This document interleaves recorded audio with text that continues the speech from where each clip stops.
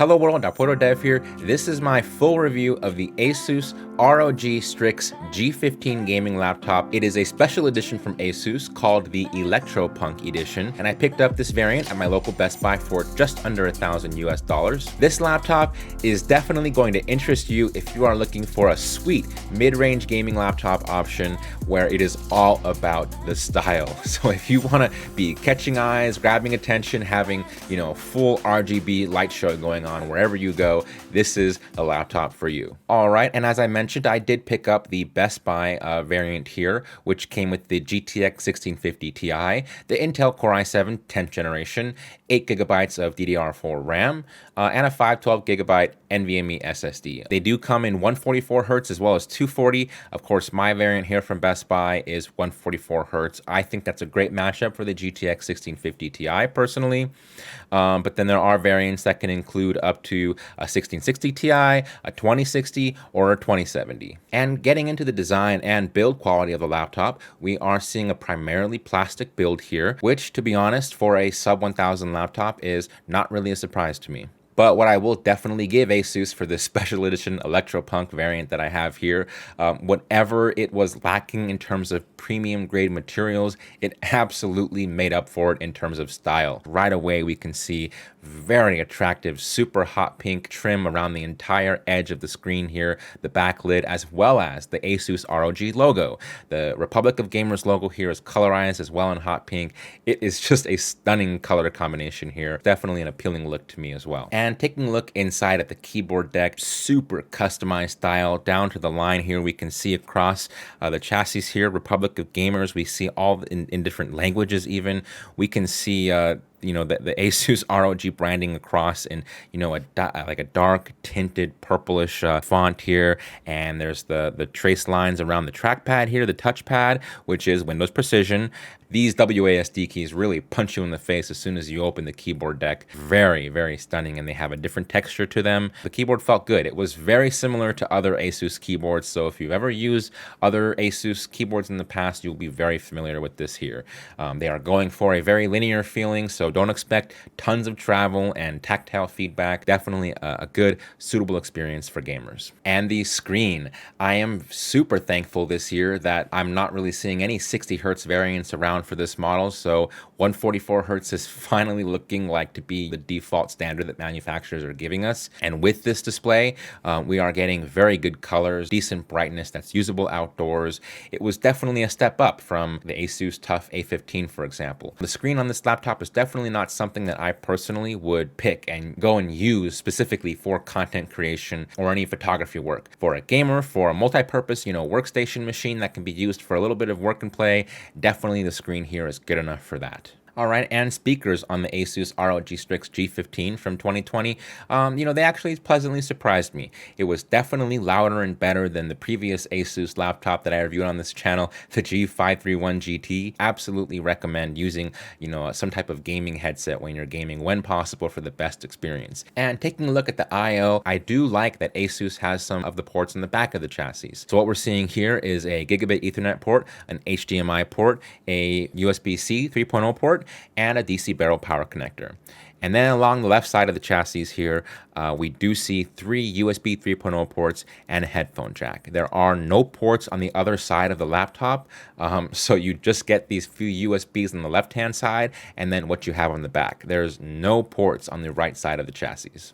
All right, and here's a picture of the screen with just a pure black background, except for the Republic of Gamers logo, of course, to show you what the backlight bleed can look like here. And, I do see some a little bit on the left-hand corner here on the bottom left, and then a little bit less from the top right corner. So I've definitely seen worse, but don't expect a perfect screen here. And here's a look at what kind of lights you can even expect to see while it is in sleep mode. That's right, in sleep mode, this laptop pulses and flashes the RGB lights here. Even when you're not using the laptop, expect to leave an impression. All right, and taking a look inside of the chassis, what I saw right away was 2 ribbon cables attaching the back lid directly to the motherboard. So you definitely have to be careful when taking off this back lid to not pull it away too far before removing these ribbon cables first. So, just lifting up half of the lid here at about a 45-degree angle like so, then you can get your fingers in and you just pull those little blue tabs and they just pop in and out. There's no latches here. It just pops in and pops out. There's that 48 watt-hour battery. And yeah, as I alluded to before, I was getting on average about 3 to 4 hours of battery life. Very low brightness, keep that in mind as well. So that's what you get with the 48 watt-hour battery. I definitely wish manufacturers would just default to, like a 70 watt-hour battery at least. But this is what we get here. There's our memory slots here. So it does support dual channel, but the 8GB variant here included a single DIMM. So you'd probably want to replace both here to get dual channel, or if you can look up online and try to find a matching OEM part number or something on eBay or something. I have done that before in the past. We get 2 NVMe extra expansion slots here. So that's right, you get to have a total of 3 NVMe SSD storage drives in here. That is just stunning. So you can have tons of ultra fast storage. So if that is important to you for your use case, this is something to keep in mind. Here's a close-up of the SSD provided by Asus, and I'm really happy with what I see here. There's a really good heatsink on both sides of the SSD here, but one thing that was a little bit puzzling to me was they decided to mount our Wi-Fi card directly under our NVMe SSD here. So it's almost like it's using the underside of the heatsink from the SSD to transfer heat from the Wi-Fi card and dissipate it across the chassis. I don't know. I definitely wouldn't have picked this if I was designing it. Swapping out the primary SSD here, you definitely want to probably try to find something that has a good heatsink. The other 2 ports I'm not so worried, but this one definitely you want to try to get one with a good heatsink. All right, and getting into the benchmarks. The Asus ROG Strix G15 here scored about 3,200 in Cinebench R20, and for PassMark performance test, it got a overall score of 5,090, a CPU mark of 13,029, 2D graphics mark of 814, 3D graphics mark of 7,040, a memory mark score of 1,983, and a disk mark score of 10,069. So what I'm seeing here is pretty average numbers here. Nothing too fast, nothing too slow for the disk mark or the memory. CPU is as expected. Good performance for sure, but definitely a little bit left to be desired after, personally testing the Ryzen 7 4800H processor, but definitely nothing to scoff at as well. So it's still good performance here, but, of course, there is better multi-core performance out there. And for Adobe Premiere export times, with a 2-minute clip at 4K resolution with H.265 compression, it managed to finish the export in 1 minute and 10 seconds. And for a 9-minute video clip, also in 4K with H.265 compression, it managed to pump that bad boy out at 5 minutes. So definitely I'm seeing slower times here than what I observed with, my Ryzen 7 variant laptops that I reviewed, like the Asus TUF A15 or the HP Omen 15, but these are definitely manageable export times. So not the best, but definitely still good. So definitely keep these numbers in mind if you are a content creator. Pushing the laptop a little bit farther with Ada64, running a stress test and, maxing out the CPU and the GPU. I was able to push the CPU temperature much higher than what I saw with Cinebench. Getting that higher ambient temperature, a little bit higher from the GPU, quickly hit temperatures of 96 degrees Celsius, which is still below the thermal junction threshold set by Intel, but definitely some people might consider that a little bit high. At this point, I did see both power limit and thermal throttling, definitely not the best. So what I'm going to say here is thermals are looking kind of like a low B-.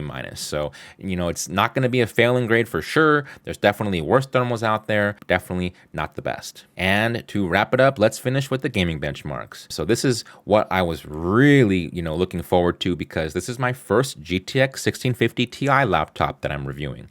And you know what?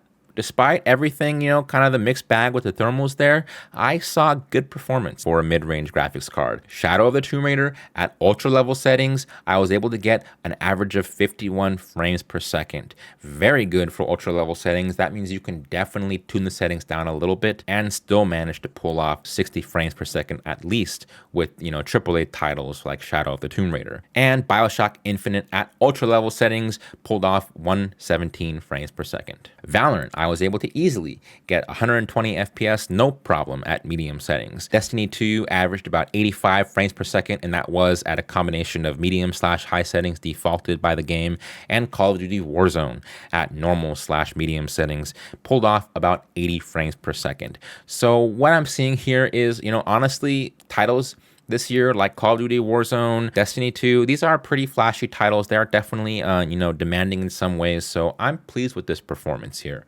What that means is you can tune settings down and probably manage to get 120, frames per second pretty much no problem, which, for some games last year with the non-TI variant, the 1650, it struggled to hit 120 frames per second. All right, so what does all of this mean? What's the final verdict? Do I recommend this laptop? I'm definitely gonna say, if you're into the style, if you love the look of this chassis, this laptop, the flashy RGB, this pink look of this Electropunk edition, I would definitely say don't hold back, just go for it. As long as you're aware of the pros and cons, that, thermals are definitely not perfect. Definitely, I wouldn't probably go for this laptop, primarily for like a content creator use case.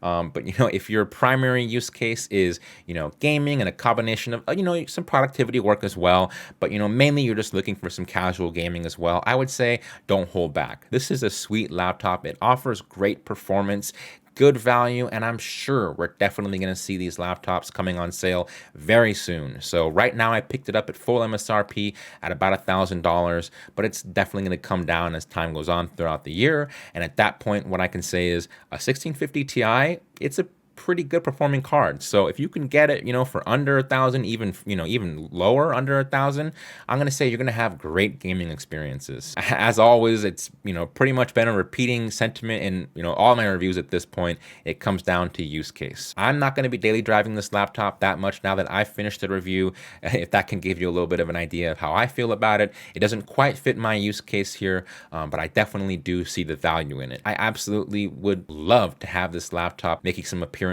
on my Twitch stream or live stream, for example. It's a show. So definitely that's kind of, my final verdict here. It's a good performer. It gets, some good average scores in some areas, and the GTX 1650 Ti is looking to be a great mid-ranger card for 2020. All right, so that about does it for my full review of the Asus ROG Strix G15 Electropunk Edition. Definitely please drop a like if this video helped you out. If you still have questions after watching this full review, please feel free to drop me a comment down below with your question. I'll be taking a look down there as well, or take a look in the video description down below for links to my Discord server and my Twitch channel. I'm on my Discord every day, and I stream on Twitch multiple days a week, so those are two great places to hit me up and ask me questions, and have a good time as well with my awesome community. As always, thanks for watching. Capora Dev out.